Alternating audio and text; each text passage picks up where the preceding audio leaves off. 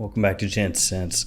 Have you ever looked at a fragrance or the story behind a fragrance and thought to yourself, that's so stupid? Like, that just is, why? Like, what are you doing? Yes, I have. I'm sure a lot of you have as well. But sometimes those stupid fragrances are not actually so stupid after all.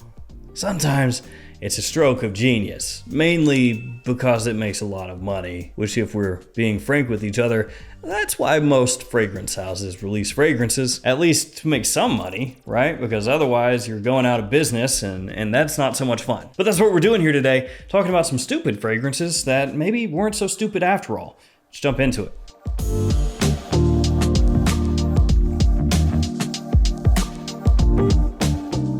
As always, I will have these linked in the description. Feel free to check them out down below in the blah blah blah. And also, if you should ever shop at twistedlily.com or maxaroma.com, use that wonderful code GENTS10 to save 10% off your order off anything on the websites. And until I think end of March, Gents 2022 still works on luckyscent.com for 10% off anything on that website. Let us kick things off with one Secretions Magnifique. We all know about this one, right? Well, in case you don't, I will fill you in. This one has a bit of a notorious reputation to it in the fragrance world. It has some very intriguing notes to it. A lot of fragrance websites will not have a lot of those notes listed out because they're just kind of gross. Things like semen, sweat, blood, secretions from a person's body. You could just kind of think of it like that. That's essentially what the idea is here. I think milk is in accord as well. Yeah. And adrenaline. Yeah, adrenaline. Power! You would look at that note breakdown and you would think, why would you do that? Nobody will ever buy that. Nobody will ever wear that. And truthfully, it doesn't smell good. This is not the type of thing that you're really gonna wanna wear. At least 99.9% of people are not going to smell this and be like, oh my God, it's so sexy. Yes, I have heard from people time and again who say, oh no, it's so wearable, it's fantastic, but that's the extreme minority when it comes to this scent. All that sounds very goofy, gimmicky, and it kind of is. Like, yes, it's art, but it is also kind of gimmicky, but it works. You know why? Because this fragrance has gotten the house so much attention that it's worth it. And it's sold a lot of bottles because people will buy it just to smell it. They will buy the fragrance just so they can have it as like a party trick. And to be fair, Etat Libre d'Ange, this is kind of their deal. Like, they have a lot of fragrances that are very wearable, very easy to pull off, very approachable, but they also have some wacky stuff. The next one is Paco Rabanne's Invictus. Really any of them. I've got Invictus Legend in my hand here, but when the original Invictus came out, it was made fun of, it was derided, and yet Paco Rabanne, the brand anyway, is laughing all the way to the bank because Invictus sells and it makes a lot of money for them. And that DNA, that Invictus scent profile obviously works, and people have taken notice of that because you've seen it matriculate out to other fragrance houses. So that bubblegummy type Invictus flair, you may not like it. You may not like the gimmicky bottle, but guess what? In stores, that stuff catches people's eyes, and that's not the last time we're gonna see something like that in today's list. And again, these brands are trying to move bottles, especially the designers. So something like that has that bubblegummy, sweet, attention-grabbing opening mixed together with that, again, attention-grabbing bottle. It works. Follow that up with Dior's Sauvage Eau de Toilette. Same kind of thing with Invictus. Happened with Sauvage here. Came out, a lot of people making fun of it. But obviously Dior knew better because I don't even want to guesstimate how much money they've made from this. The scent profile at today's point, you would say is generic. Some people would say it's generic. But when Sauvage came out, it smelled like Sauvage and nothing else really smelled like Sauvage. That ambroxan that it had, that kind of overload, that fresh spice, that citrus, it worked. And then you combine that with the classy looking bottle, combine that again with the Johnny Depp advertising, it just took off like a rocket. So Dior Sauvage, like Invictus and the next one, they got made fun of, and then at the end of the day, the brand that released them is the real winner. The last one we'll talk about that's kind of in this similar style Bad Boy, Carolina Herrera. Bad Boy is a fragrance that in the fragrance community doesn't get a ton of love, but if you're looking for something that, especially during the cooler months, just about everybody will love, you know, a big compliment puller based around tonka and cacao, can't go wrong with it. And yeah, I thought the bottle was cheesy. It's basically a PACO Rabanne bottle. You know, it looks like the little Black Adam Shazam lightning bolt, AC/DC lightning bolt. Insert your lightning bolt of choice, that's how it looks. But it works. And Herrera was in need of something like this. You know, something that they could hang their hat on and frankly make money off of. Because you look at some of their hits from before, you know, 212, the CH Men line, not really hitting with as much ferocity anymore as they used to. Obviously, they're still around. They're still releasing flankers in those lines, but just not even close to the level of Bad Boy. We will follow that with Club de Nuit Intense Man from ARMAF. Oh, the hatred that some people have for Club de Nuit, or ARMAF in general. I will be honest here, first time I saw the bottle, thought it looked pretty tacky, pretty cheesy. Still not a big fan of the bottle. I think the newer ones look a lot better, the new designs and everything, but this plain black one, not great. And the kind of dice with crystals cap kind of thing, not a fan. And the opening, I thought, you know, could be a lot better. Very chemically, the opening of this one. Dry down though, absolute winner. People love it. But Club de Nuit Intense Man, look at what that's done. That's basically the best-selling fragrance on Amazon ever. It's just always up there right at the top. Same thing with discounters. You go to just about any discounter, look at the best sellers, almost always Club de Nuit Intense Man right up there. So they're moving untold numbers of bottles of this stuff. And they got in while the getting was good. You know, there were not enough alternatives to Aventus at the time that were affordable, that could get the job done, give you good performance, and be a cohesive fragrance. There were Aventus clones that came out before CD and IM. It's just a lot of them sucked. So that one kind of came in and filled that hole and just locked it down. Then we've got just a brand, Tom Ford, just in general. This is Neroli Portofino.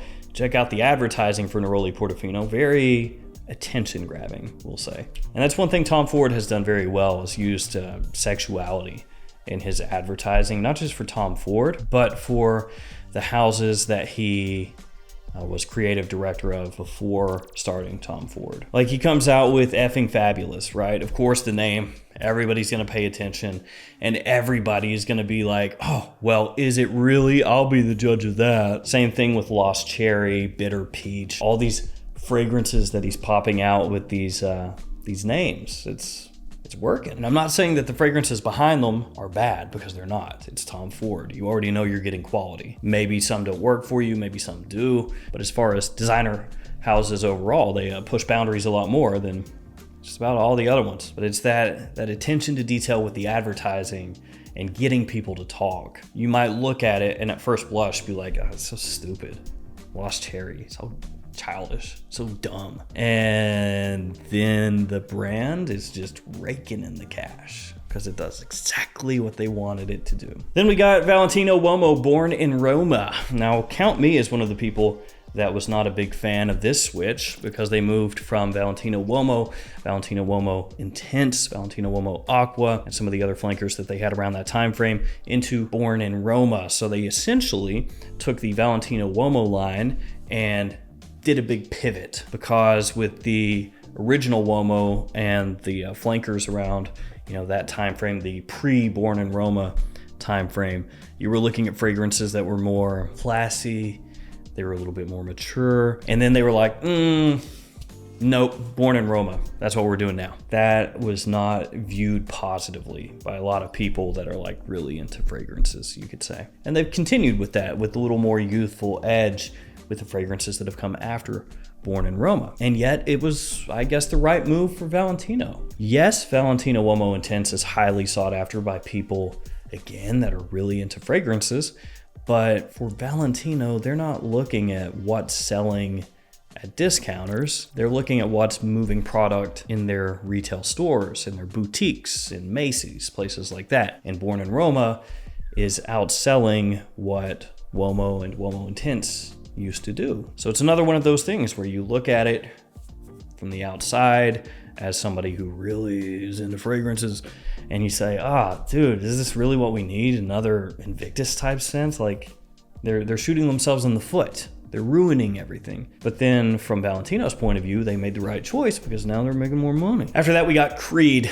Oh boy, Creed. So if you don't know the story behind Creed, essentially the current owners, Erwin Creed and Olivier Creed, they say that their ancestors, going back many generations to the 1700s, have been perfumers for all this time, and they've handed down the House of Creed over this time. So basically their whole house, their whole brand is built around that, or was built around that. And so that's why they would say, oh, we're making the best fragrances over here, guys, because we've handed these down for hundreds of years from father to son. And that was the whole selling point. A lot of people bought into it, but behind the scenes, not really a secret, especially with the flavoring houses, but behind the scenes, it was well known that they were not the actual perfumers. They sold themselves as the perfumers, but what they were doing is hiring professional perfumers to make the fragrances, essentially as a ghost perfumer.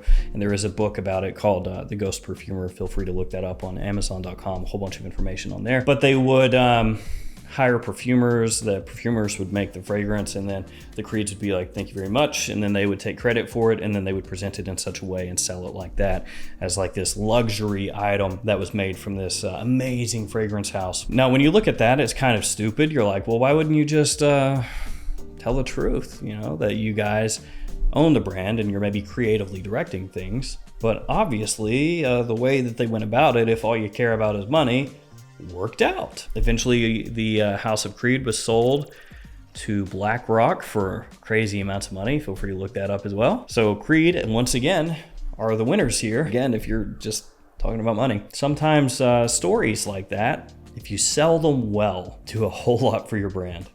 Case in point, 8 and Bob. 8 and Bob, not as well known as Creed, but if you look into the backstory of 8 and Bob, essentially what they say is that the person who created the fragrance met JFK back in the 30s when JFK was hanging out in France. And then the story goes that he liked the fragrance so much that when he got back to the United States, he wrote to the creator of the fragrance and said, hey, love it so much, can you send me 8? And if production allows, 1 more for Bob, hence the name 8 and Bob. And little did this guy know, the perfumer, that, oh man, that was JFK, holy crap. And so they did their whole story on that 8 and Bob was the fragrance that JFK wore. It was like his signature scent. So if you want that JFK sickness, if you want that JFK drip, then you gotta get 8 and Bob. It's one of those things where with the fragrances that came out after 8 and Bob as well, they would tie it into a story that guy, that perfumer from back in the 30s, he had made these fragrances as well. But unfortunately, that perfumer died in a car crash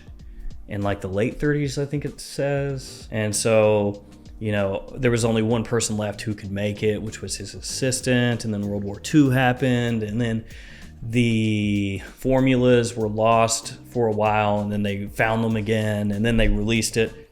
It's all fluff, right? It's not real. And I think that they've been called out for it, because if you go to 8 and Bob's website now and you look through their story, at the bottom of the whole story where they talk about JFK and all this other stuff, it says the story of 8 and Bob is based on a family story transmitted verbally over time. For its final narration, and fictionalized facts and characters were introduced. Fictionalized facts. But yeah, 8 and Bob used that. They rode that and gained popularity from that story. And now it seems like with their new ones, they're kind of trying out something different, maybe going away from that fictional story. So it's one of those things where, again, you look at it and you're like, that's kind of stupid. You made up this whole story. It worked. Last one, Montblanc Explorer. This one kind of like Club de Nuit Intense Man. Essentially what happened, Montblanc looked at the market. They said there's a market, we feel, for an INVICTUS-ish type fragrance at a more affordable price that's done by a known design brand instead of a clone brand. So they come out with Explorer, put it in packaging that is a little bit reminiscent as far as the color scheme and the kind of leather looking wrap to INVICTUS. And what happens? Super successful. As far as Montblanc goes, I would wager that Explorer is their most popular scent at this point. And it's a similar kind of deal. They were the first ones to kind of claim that. And I'm not saying that another house can't come out and try to steal, you know, that market share that they have with Explorer. But there are other fragrances like Perry Ellis America or Dunhill Desire Gold that have come out and done an INVICTUS type twist, but they haven't hit anywhere near as hard as Explorer. So there we go, 10 fragrances that are kind of stupid in a way. Each one of them have their own special flavor of stupidity, maybe. Some of them are actually not very stupid at all. They just got made fun of when they came out. But at the end of the day, they all serve their purpose, and it worked out for the better for every single one of these brands here. Thank you all for hanging with me here. Stay safe out there, and I'll see you tomorrow with another fragrance video. See you guys later.